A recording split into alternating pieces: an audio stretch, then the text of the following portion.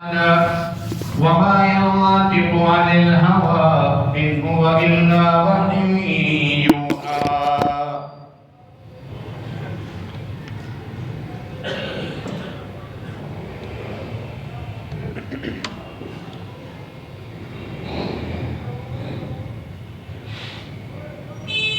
سورہ نجم کی ایک آیت مبارکہ آپ کے سامنے تلاوت کی ہے۔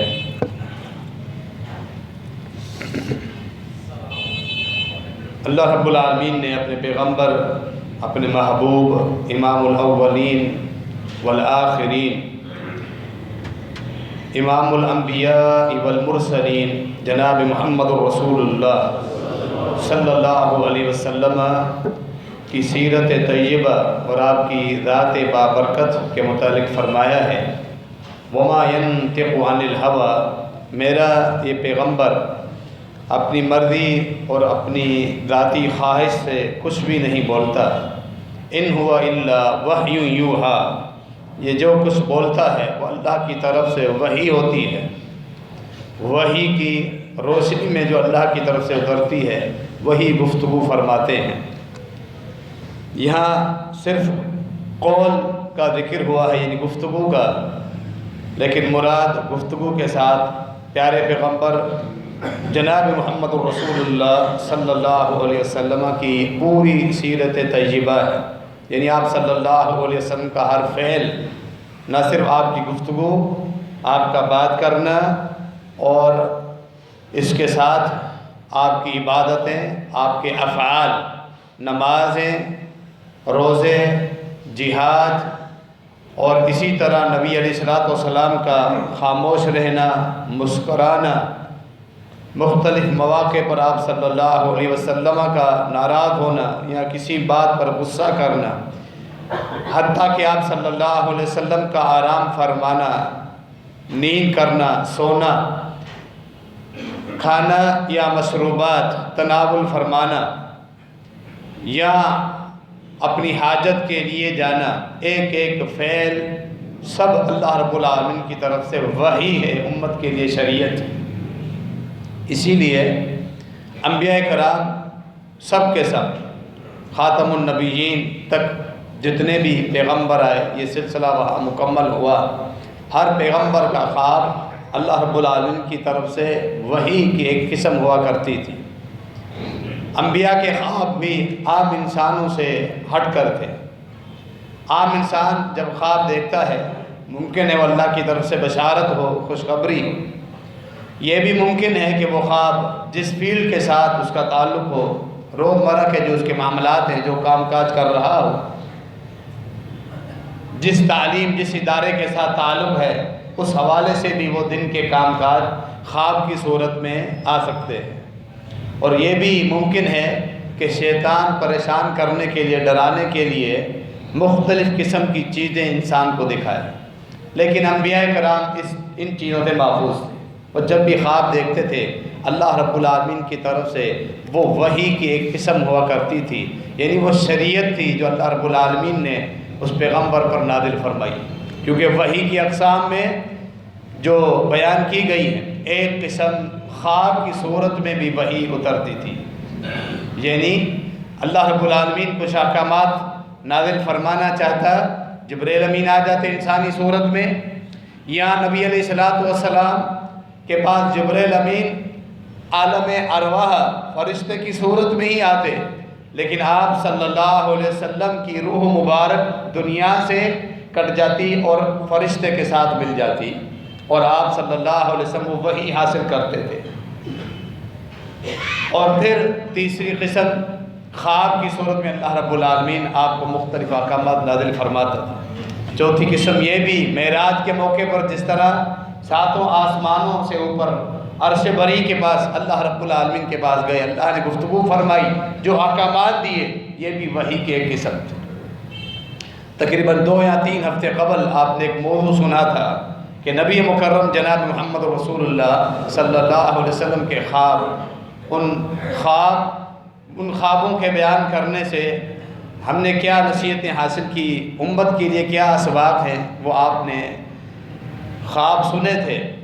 وہاں آپ کے سامنے یہ بات ذکر کی گئی تھی کہ ان خوابوں کے سلسلے میں ایک انتہائی اہم خواب جو قدر ایک لمبی روایت ہے اور کافی تفصیلی خواب جو آپ صلی اللہ علیہ وسلم نے دیکھا، اللہ نے آپ کو دکھایا، جس میں کئی چیزیں نبی علیہ السلام کو دکھائی گئی۔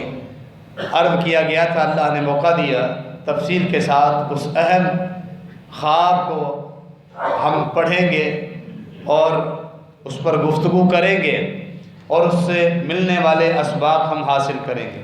آج انشاءاللہ اس خطبے میں صرف اسی خواب کا ہم تذکرہ کرتے ہیں، کیونکہ خواب تفصیل طلب ہے۔ امام بخاری رحمہ اللہ کتاب التعبیر جو قائم کیا ہے، یعنی خوابوں کے احکامات اور مسائل، وہ خطبہ بھی امام بخاری رحمہ اللہ کی اسی کتاب میں سے آپ کو بیان کیا۔ کتاب التعبیر کی آخری روایت جس میں اس خواب کا ذکر ہے، صحابی رسول سیدنا سمرہ بن جندب رضی اللہ تعالیٰ عنہ فرماتے ہیں کہ تقریباً ہر روز فجر نماز کے بعد اللہ کے رسول صلی اللہ علیہ وسلم جب چہرہ مبارک ہماری طرف فرماتے تھے تو ہم سے پوچھتے تھے کسی نے کوئی خواب دیکھا ہے؟ اگر کسی نے خواب دیکھا ہوتا وہ بیان کرتا اور آپ صلی اللہ علیہ وسلم اسے تعبیر بتاتے تھے۔ ایک دن یہی حکم صادر ہوا، صحابہ خاموش رہے، یعنی کسی نے کوئی خواب اس رات نہیں دیکھا تھا۔ تو رسول اللہ صلی اللہ علیہ وسلم فرمایا لیکن اللہ رب العالمین نے مجھے رات کچھ مناظر دکھائے ہیں۔ تو پھر اس طرح رسول اللہ صلی اللہ علیہ وسلم نے وہ خواب بیان کیا کہ صحابہ کرام نے غور سے سنا، صحابہ کرام نے یہ امانت آگے امت تک پہنچائی، تابعین تک، ان کے شاگردوں نے، تابعین نے اپنے شاگرد اتباع تابعین تک پہنچائی، محدثین نے وہ روایت محفوظ کی، سینوں میں بھی محفوظ ہوئی، کتابوں کی صورت میں بھی محفوظ ہوئی۔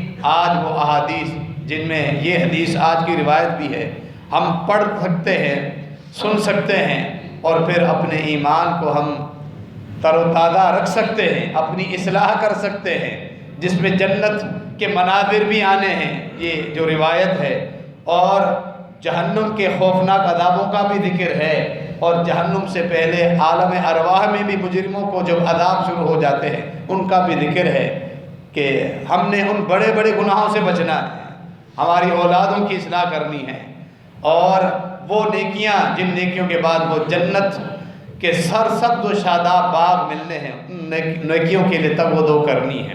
فرمایا رسول اللہ صلی اللہ علیہ وسلم نے کہ رات میں نے دیکھا دو آدمی آئے میرے پاس، مجھ سے کہا کہ آپ چلیں، مجھے لے کر کسی علاقے کی طرف وہ چل دیے، میں ان کے ساتھ ساتھ چلنے لگا۔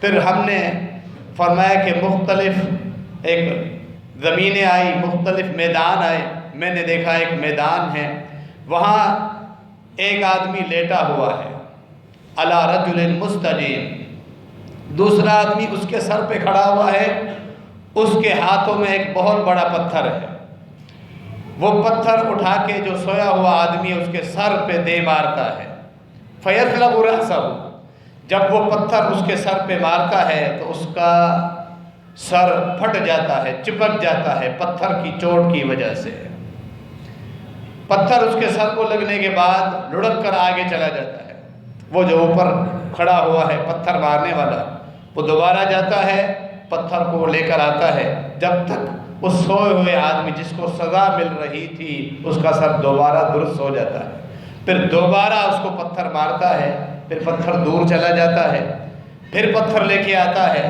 اور پھر اس کا سر دوبارہ درست ہو جاتا ہے۔ یہ معاملہ اس کے ساتھ اسی طرح چل رہا ہے۔ میں نے جب یہ سخت اس آدمی اس مجرم پر اذیتناک عمل دیکھا، میری زبان سے نکل گیا سبحان اللہ، یہ کیا ہے؟ میں نے ان دونوں آدمیوں سے پوچھا، انہوں نے مجھ سے کہا انطلق، ابھی آپ خاموش رہے، آپ آگے چلیں۔ ہم پھر آگے گئے، آگے جب ہم گئے پھر ہم نے ایک اور منظر دیکھا، پھر اسی طرح ایک آدمی جو اپنی گدھی کے بل لیٹا ہوا تھا، مستلقل نقفاہ، بالکل سیدھا، سر آنکھیں آسمان کے اوپر اور پیٹھ کے بل، گدھی کے بل بالکل سیدھا لیٹا ہوا ہے۔ دوسرا آدمی اسی طرح اس کے اوپر کھڑا ہوا ہے، اس کے ہاتھ میں لوہے کے گرز ہیں، لوہے کے گرز یا کنڈے، وہ کیا کرتا ہے، لوہے کے جو گرز ہیں، وہ نوکدار لوہا جس کی نوکیں نکلی ہوئی تھی، وہ اس کی تین اس کی نوکیں تھیں، ایک گرز کے اندر 3 اس کے دانت یا 3 اس کے نوکیں تھی، وہ ہر ایک نوک اس کی ایک نوک باس میں ڈالتا ہے منہ کی ایک طرف، دوسری اس کے ایک نتنے میں ڈالتا ہے، اور تیسری جو نوک ہے اس لوہے کی وہ اس کی آنکھ کے اندر ڈالتا ہے، پھر وہ اس کو کھینچتا ہے گرز کو، وہ اس کے چہرے کو تینوں جگہوں سے پھاڑتا ہوا اس کی کان تک لے کر آتا ہے، کندھے تک لے کر آتا ہے۔ اس کا ایک طرف پھاڑنے کے بعد مجرم کی جو حالت ہے، اذیت ہے، وہ میں دیکھ رہا ہوں، اور اس کا ایک طرف پھاڑنے کے بعد اس کی دوسری طرف آتا ہے، تینوں گرز اسی طرح اس کے منہ کی دوسری باس میں ڈالتا ہے ایک گرز، پھر ناک کے دوسرے نتنے میں، اور پھر دوسری آنکھ کے کونے میں پھنسا کر اس کی چمڑی کو، چہرے کو پھاڑتا ہوا گدی تک لے کر آتا ہے۔ میں تعجب میں دیکھ رہا ہوں یہ اذیت ناک اس مجرم کو جو عذاب دیا جا رہا تھا۔ میں نے پھر پوچھا سبحان اللہ، مجھے بتاؤ تو صحیح یہ کیا معاملہ ہے؟ ان دونوں نے مجھ سے کہا انطلق، آپ ابھی آگے چلیں۔ ہم آگے گئے، پھر ایک تیسرا منظر ہمارے سامنے آیا، فرمایا رسول اللہ صلی اللہ علیہ وسلم نے، میں نے ایک کنواں دیکھا، تندور نما، تندور جس طرح نیچے سے کھلا ہوتا ہے، اوپر سے اس کا منہ تنگ ہوتا ہے جیسے نادی یا مٹکا ہوتا ہے، تندور بھی اسی طرح ہوتا ہے جس میں روٹیاں پکائی جاتی ہیں۔ تندور نما ہم نے کنواں دیکھا بہت بڑا، مجھے کہا گیا کہ آپ اس کے اندر جھانکیں۔ اندر جھانکنے سے پہلے وہاں سے انتہائی قربناک چیخ و پکار آ رہی تھی، جس طرح کسی کو عذاب دیا جا رہا ہو، چیختا ہے، وہ چلاتا ہے، جس میں مردوں کی آوازیں بھی میں سن رہا تھا، عورتوں کی آوازیں بھی میں سن رہا تھا، زور زور سے وہ چیخ رہے تھے، چلا رہے تھے، اور اذیت ناک ان کی آوازیں آ رہی تھی تندور کے باہر سے۔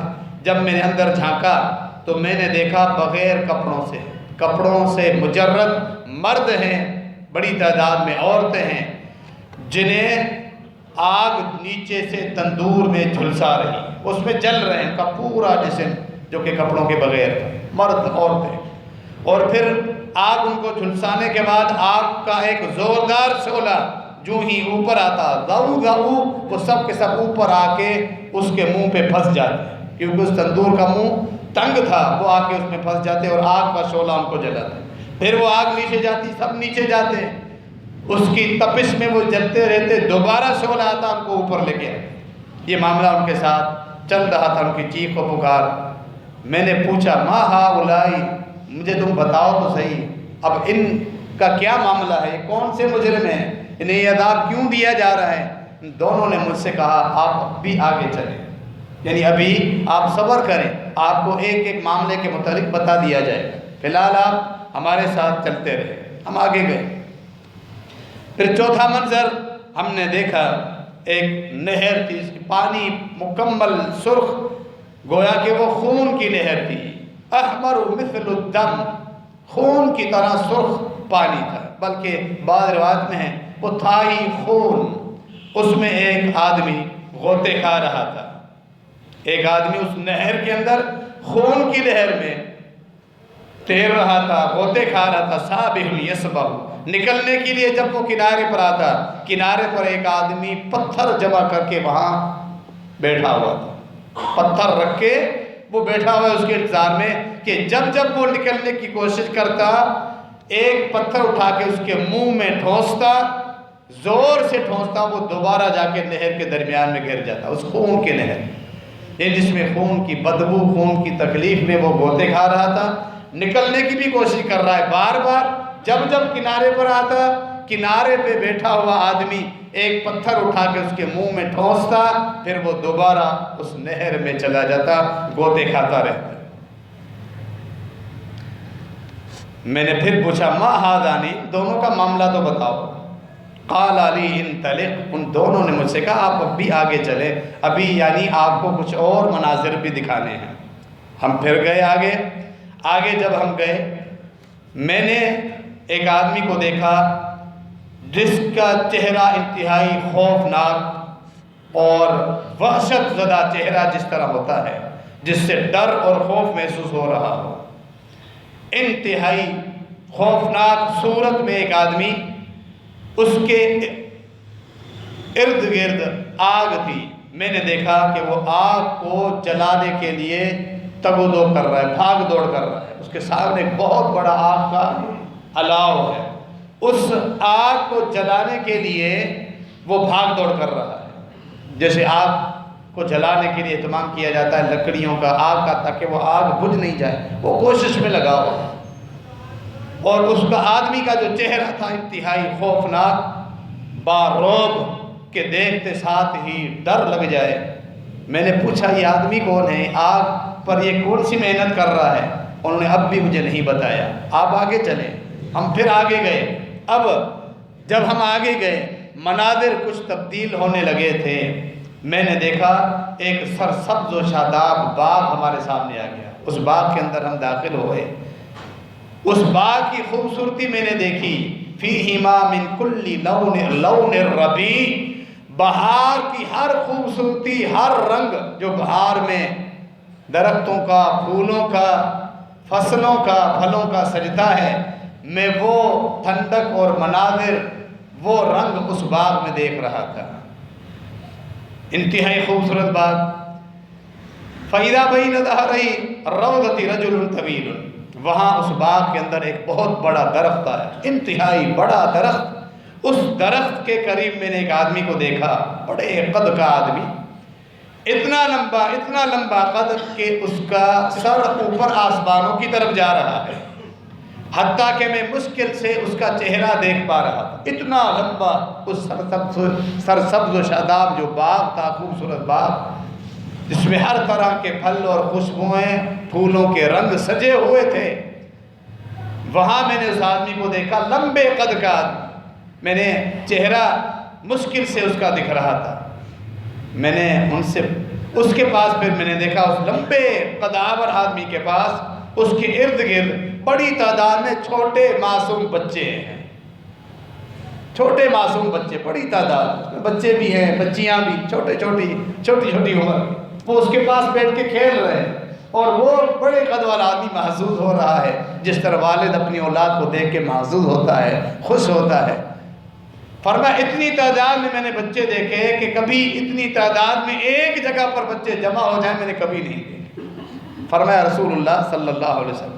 میں نے پھر پوچھا یہ آدمی کون ہے، یہ بچے کون ہیں، اور یہ باغ کن کا ہے، کیا ماجرا ہے؟ انہوں نے اب بھی مجھے نہیں بتایا۔ وہ کہنے لگے اب بھی آپ آگے چلیں، یعنی اور مناظر آنے ہیں جو آپ کو دکھانے ہیں۔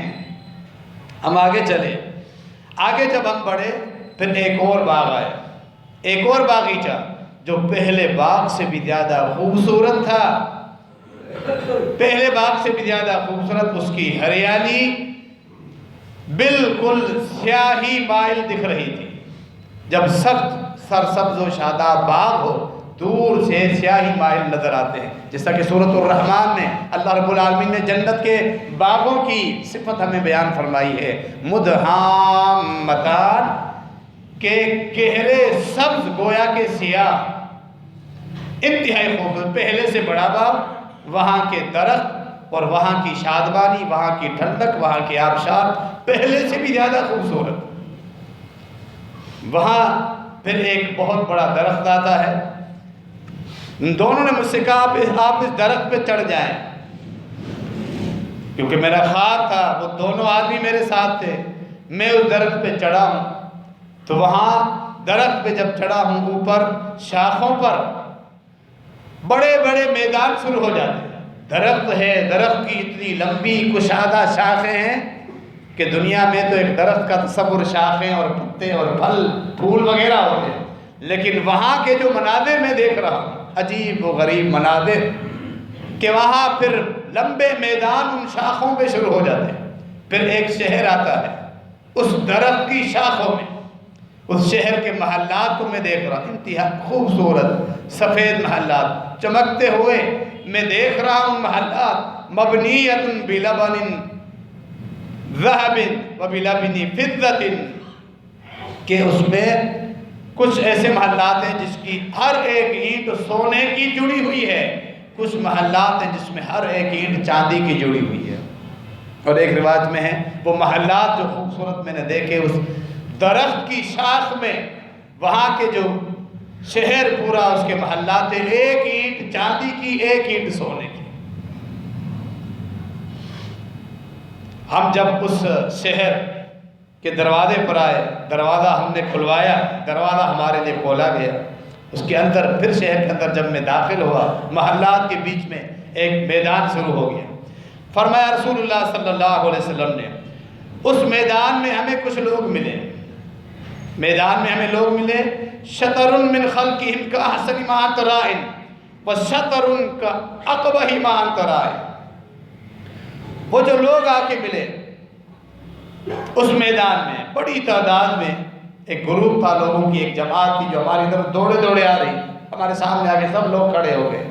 میں نے ان لوگوں کو دیکھا، ان کے جسم کا آدھا حصہ بالکل صاف شفاف خوبصورت، جبکہ دوسرا آدھا سر سے پاؤں تک، دوسرا آدھا انتہائی سیاہ، اور جس طرح فالج میں جسم انسان کا بیکار ہو جاتا ہے، سیاہ اور بیکار، ایک آدھا بالکل خوبصورت صاف اور شفاف، دوسرا ان کا آدھا دوسری سائڈ بالکل مری ہوئی اور بیکار، جس طرح سڑا ہوا گوشت ہوتا ہے بالکل اس طرح۔ ان دونوں آدمیوں نے ان سب کو حکم دیا کہ جاؤ سامنے جو نہر بہہ رہی ہے اس نہر میں تم ڈبکی لگاؤ، نہاؤ۔ یہ حکم دونوں کا سننے کے بعد وہ سب نے دوڑ لگائی، وہ سب دوڑتے ہوئے گئے، فقعوا فی ذلک النہر، اس نہر میں، اس پانی کے حوض میں وہ سب نہانا شروع کرتے ہیں۔ میں نے جا کر قریب اوپر سے جب اس حوض کو دیکھا، نہر کو دیکھا، انتہائی صاف و شفاف شیشے کی طرح چمکتا ہوا پانی تھا جس میں وہ سب نہا رہے تھے۔ نہانے کے بعد جب وہ نکلے، فرمایا میں کیا دیکھتا ہوں، قد ذهب ذلك السوء عنهم فصاروا في احسن صورة۔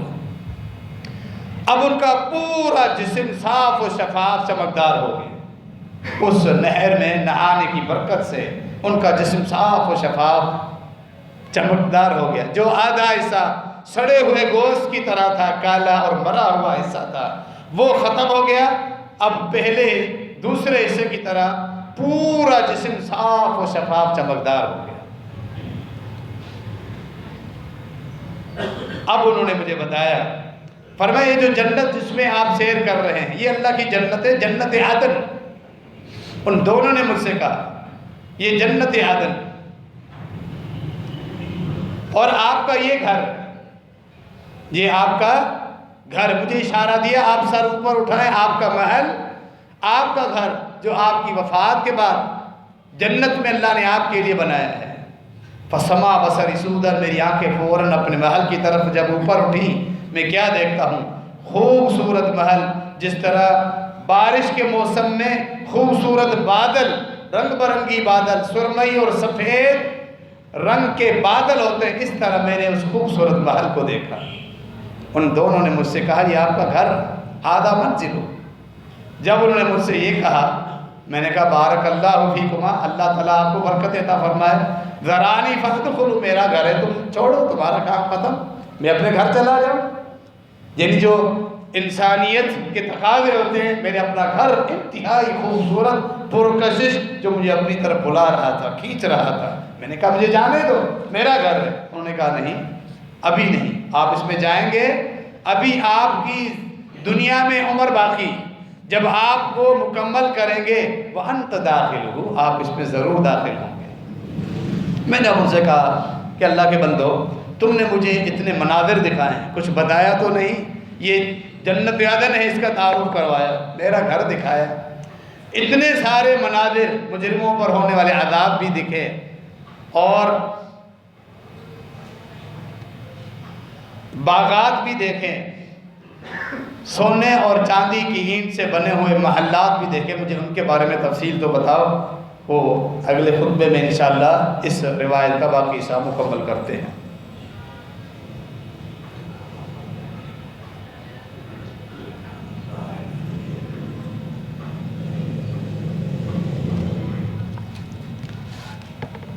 إن الحمد لله نحمده ونستعينه ونستغفره ونعوذ بالله من شرور أنفسنا ومن سيئات أعمالنا من يهده الله فلا مضل له ومن يضلل فلا هادي له وأشهد أن لا إله إلا الله وحده لا شريك له وأشهد أن محمدا عبده ورسوله۔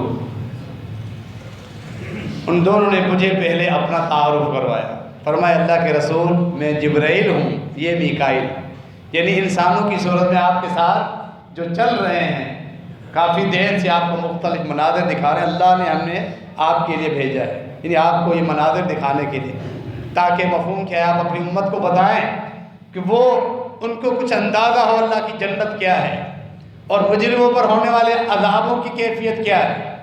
مطلب یہ ہے کہ وہ ڈر جائیں اور اپنی اصلاح کر لیں۔ میں جبرائیل ہوں اور یہ میکائیل۔ آپ نے جو مناظر دیکھے، سب سے پہلے جو آپ نے آدمی دیکھا مجرم، جس کا سر کچلا جا رہا تھا، پتھر اس کو مارا جا رہا تھا، تسلسل کے ساتھ، زور کے ساتھ پتھر اس کو لگتا اور اس کا سر چپک جاتا اور پھر دوبارہ اس کو صحیح ہو جاتا، پھر وہ پتھر مارتا۔ فرمایا یہ آدمی تھا، یأخذ بالقرآن فیرفضہ وینام عن الصلاۃ المکتوبہ، اس کے دو گناہ۔ یہ حافظ قرآن ہونے کے باوجود یہ قرآن کے ساتھ اس کا تعلق نہیں تھا، قرآن پہ عمل نہیں تھا، قرآن کا علم تھا، قرآن کا حافظ تھا، قرآن کو چھوڑ دیا، قرآن کے احکامات کو چھوڑ دیا۔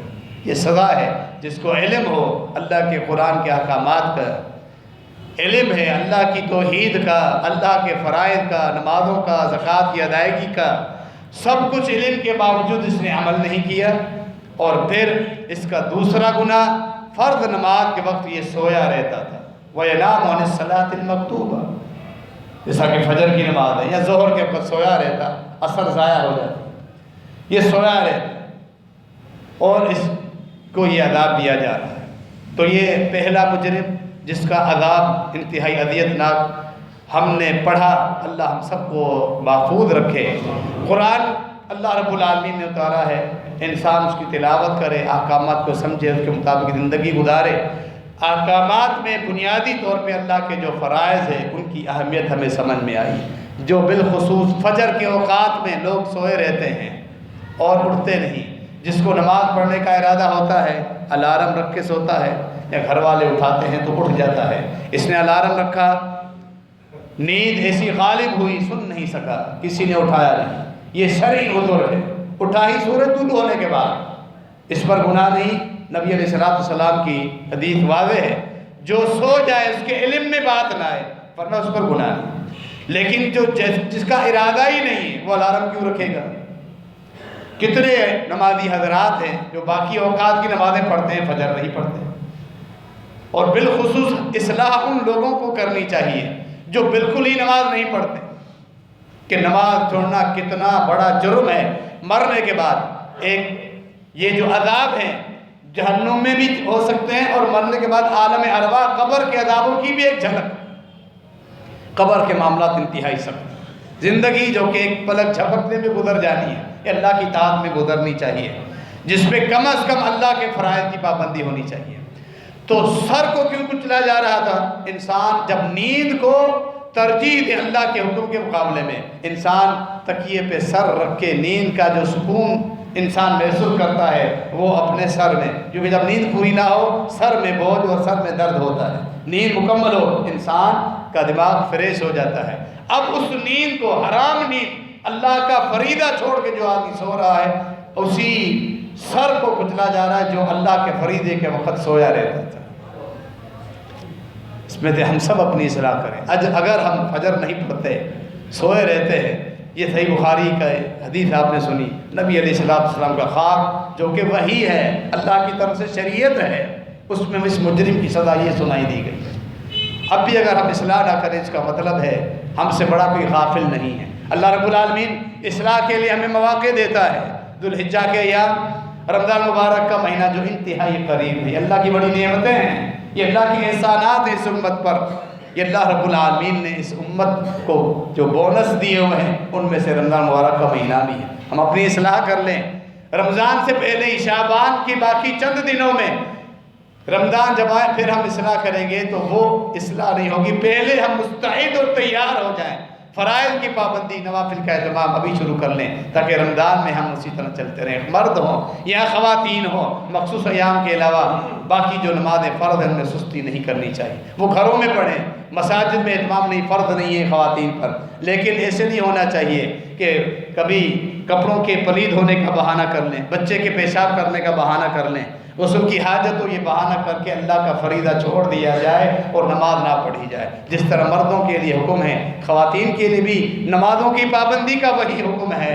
اگر چھوڑیں گے بغیر شرعی عذر کے تو سخت وعید ہے، یہ وعید سب کے لیے۔ اللہ رب العالمین ہمیں نمازوں کی پابندی، بالخصوص فجر نماز کی پابندی کرنے کی توفیق عطا فرمائے۔ جبرائیل اور میکائیل نے کہا، اس کے بعد آپ نے ایک اور آدمی دیکھا تھا جس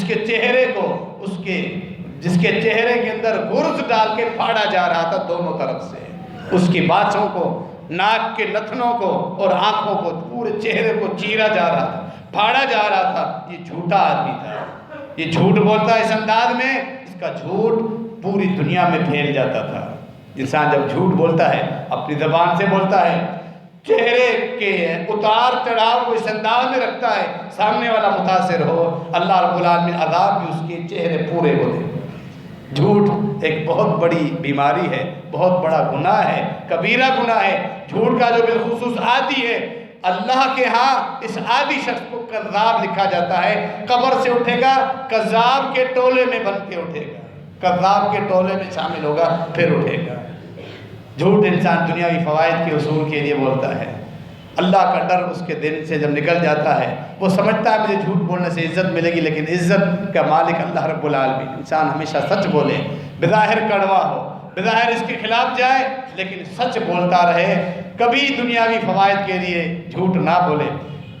دنیا میں جھوٹ پھیلانا، بالخصوص میڈیا پہ، پرنٹ میڈیا پہ، خبر نامے وغیرہ میں اگر جھوٹی باتیں پھیلا کر عوام میں بیان کی جائیں، آج کل تو سوشل میڈیا پہ بات کیا یہ پوری دنیا میں پھیل جاتی ہے۔ اس حدیث کا مصداق وہ جھوٹی سوشل میڈیا کی خبریں، لوگ بغیر تصدیق کے سوشل میڈیا پر پوسٹیں رکھ دیتے ہیں، چاہے دین کے حوالے سے یا معاشرے کے حوالے سے، وہ سب اس وعید میں آ جائیں گے کہ جھوٹ بولنا، جھوٹی خبریں پھیلانا، اس کی کتنی سخت وعید ہے۔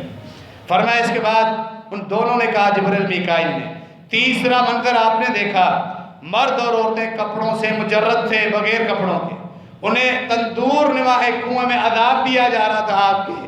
یہ بدکار مرد اور بدکار عورتیں، اس قدر یہ سخت گناہ ہے، پورے جسم کو آگ جھلسا رہی تھی، جلا رہی تھی۔ آگ کی تپش بھی انسان کو لگتی ہے، انسان بڑی تکلیف محسوس کرتا ہے، وہ اس آگ کے شعلوں میں ان کا پورا جسم جل بھن رہا ہوگا۔ یہ عذاب دنیا میں انسان اللہ کا خوف ہٹا کے عارضی لذت کے حصول کے لیے اللہ اور اس کے رسول صلی اللہ علیہ وسلم کے احکامات کو پیچھے رکھ کے درندہ بن جاتا ہے، یا کوئی اللہ رب العالمین سب کی عزت کی حفاظت رکھے، یا کوئی خاتون اپنی عزت کو بیچ کے محض کسی کے حوالے اپنے آپ کو کر دیتی ہے۔ مرد شرعی نکاح کو چھوڑ کے، اپنی بیوی کو چھوڑ کے کسی اور جگہ اگر منہ مارتا ہے جانوروں کی طرح، ان سب کے لیے یہ ایک وعید ہے۔ ہمارے معاشرے میں جو معاملات قرب قیامت، مرد و زن کے اختلاط کے، تعلیم کے بہانے پر، جابز اور ڈپارٹمنٹ میں نوکری کرنے کے بہانے پر جو اختلاط ہے، یہ اختلاط بالآخر اس گناہ کی طرف مرد و عورت کو لے کر جاتا ہے۔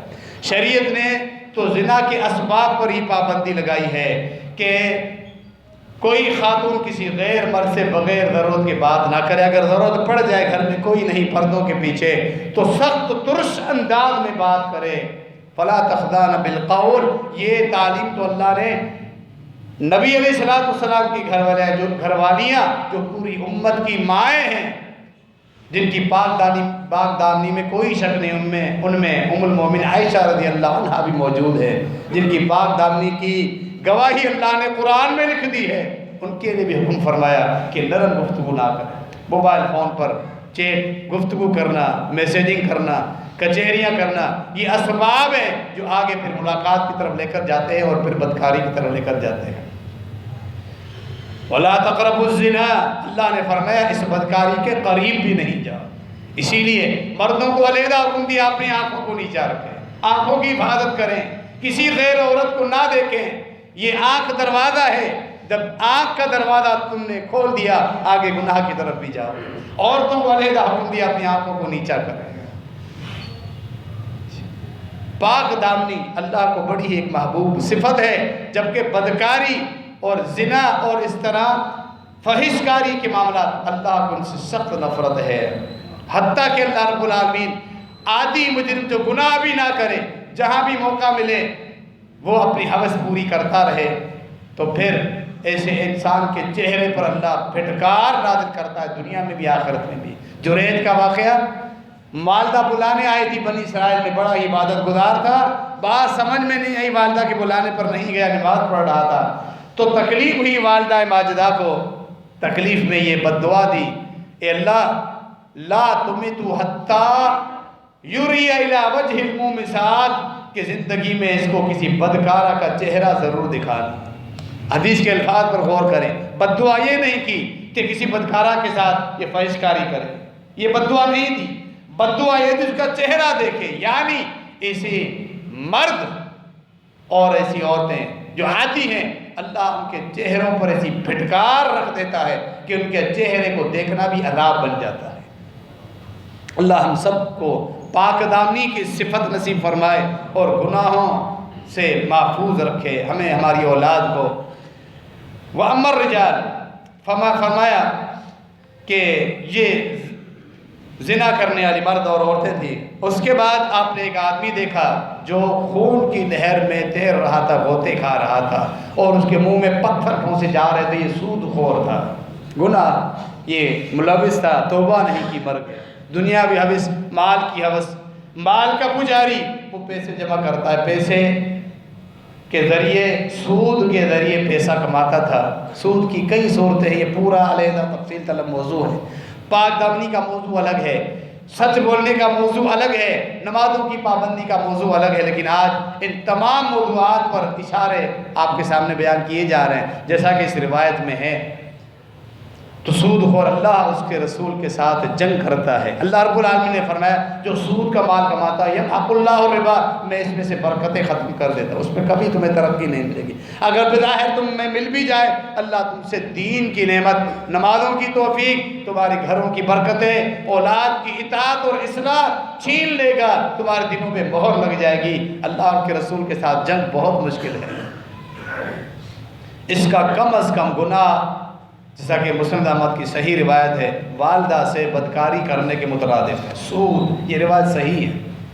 لوگ کئی صورتیں ہیں میرے معاشرے میں مروج، ملازم حضرات جب ان کا جی پی فنڈ جمع ہوتا ہے جس میں باقاعدہ حکومت وقت بتاتی ہے کہ اس کے ساتھ انٹریسٹ لگائیں یا نہ لگائیں، کتنے لوگ اس انٹریسٹ والا جی پی فنڈ ریٹائرمنٹ کے وقت یا دوران ملازمت ہی لے لیتے ہیں، یا ملازم حضرات ایڈوانس تنخواہیں بینک سے نکالتے ہیں، 20 تنخواہیں، 18 22 تنخواہیں، اس کے ساتھ بینک اپنا پرسنٹیج مارک اپ رکھتا ہے، سودی واپسی ہوتی ہے۔ تو یہ سارے سود کے معاملات، کاروبار میں بھی کئی ایسے سود کے معاملات ہیں جو چل رہے ہیں۔ اللہ رب العالمین ہم سب کو محفوظ رکھے۔ کرائے پر فکس پہ گھر دینا، دکانیں دینا، نارمل طور پہ ایک دکان ہے کرائے اس کا ایڈوانس 1 لاکھ ہے، کرایہ 12,000، یہاں یہ بھی معاملہ چل رہا ہے۔ کتنے لوگ آئے یہ مسئلہ لے کر پوچھنے کے لیے، وہ کہتا ہے کہ ایڈوانس آپ 5 لاکھ مجھے دے دو، کرایہ تمہارا معاف۔ یہ فکس پر معاملہ کرنا 100% سود ہے، کیونکہ یہ 5 لاکھ اسے واپس ملیں گے جو کرایہ پر گھر لینا چاہتا ہے یا دکان، اور پھر اس قرض کے بدلے جو اس کو فائدہ مل رہا ہے اس کا کرایہ معاف ہو گیا۔ سود کی تعریف ہی یہی ہے، ہر قرض کے بدلے جو انسان زائد فائدہ اٹھاتا ہے وہی سودی فائدہ ہوتا ہے، وہی سود ہوتا ہے۔ اللہ رب العالمین ہمیں اس سے محفوظ رکھے۔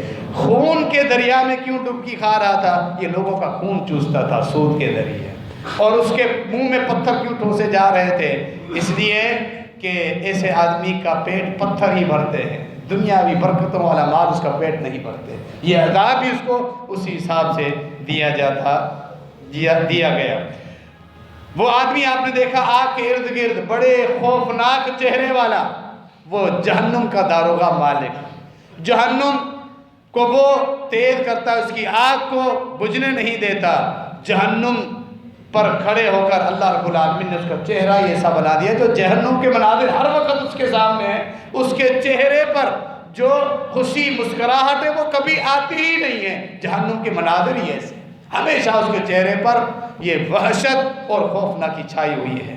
اللہ رب العالمین ہم سب کو جہنم کی لو سے قیامت کے دن محفوظ رکھے۔ اس کے بعد آپ نے ایک باغیچہ دیکھا، خوبصورت باغیچہ دیکھا، پہلا باغیچہ وہ عام اہل ایمان کا باغیچہ جس میں مرد، مومن خواتین اور بچے بھی جو فوت ہو جاتے ہیں وہ اسی باغ میں ہوں گے۔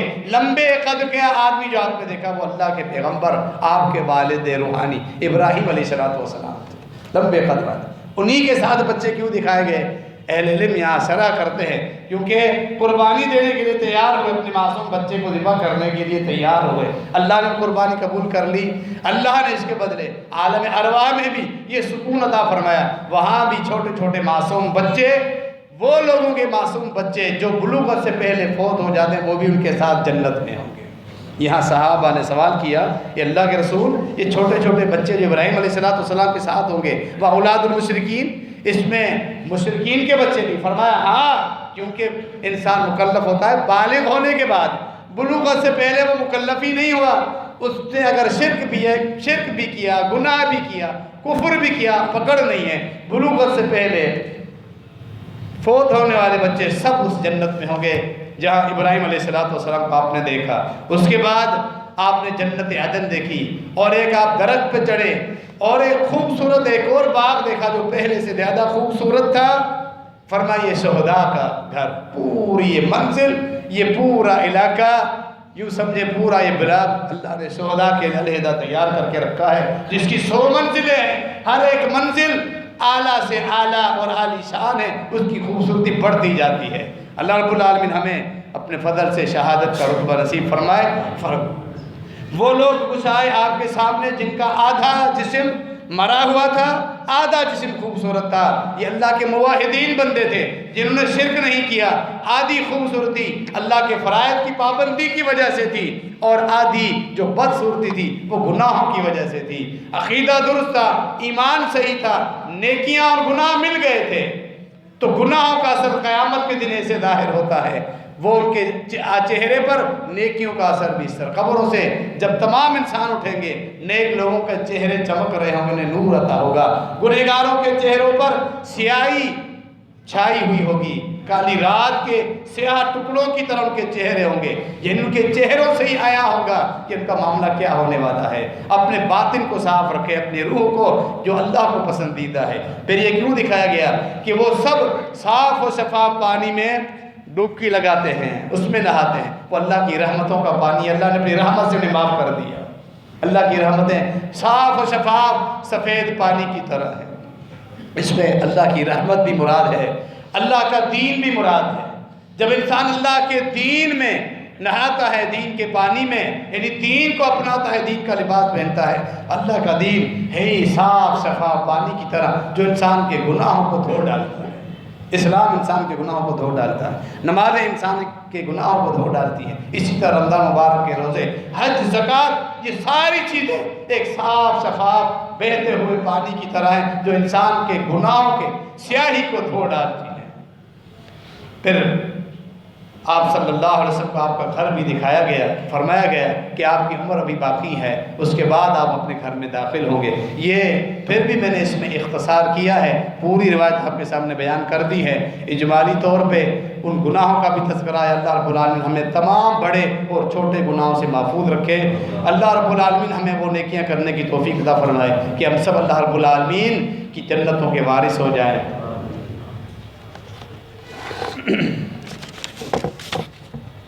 اعلانات سماعت کریں۔ درس قرآن و حدیث آج بعد نماز عصر بمقام رہائش کا حسن ولد ندیم قاری کھلے نکال میں محترمہ بادی بروج بکاشا صاحبہ خطاب فرمائیں۔